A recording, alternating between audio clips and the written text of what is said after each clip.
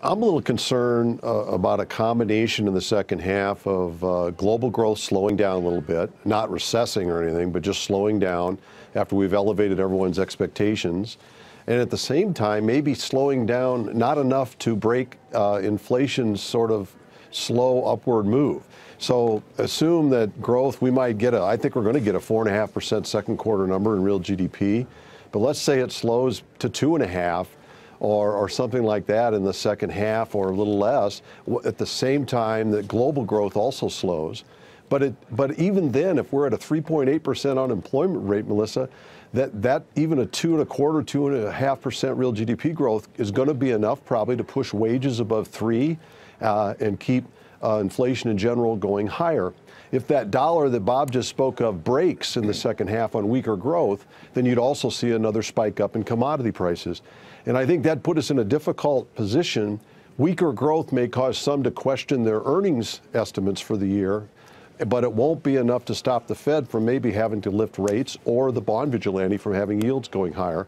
And I think that's to me is a much bigger challenge than these current headline issues like the trade wars going on right now. I'm going to play Pollyanna here for just a moment, Jim, so follow with me here. 4.5% growth, the tightest labor market in a generation.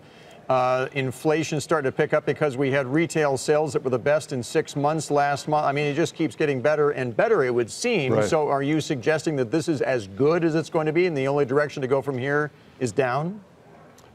Well, I'm kind of suggesting that that it is too good, and that's kind of the problem. You know, Bill, a big part of this stock market, when it did the best, was when Main Street was not doing the best.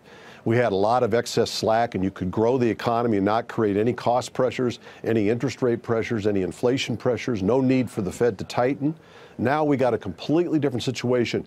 Good growth is no longer good for financial assets outright. It's good and bad.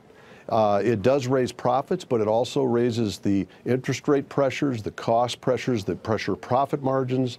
It forces the Fed to restrict the money supply and liquidity conditions, and we're dealing with all that. Here we have this phenomenal profit year and no gain in the stock market, and I think it's because of the dichotomy between good conditions on Main Street, which make more difficult conditions on Wall, and that's what we're dealing with.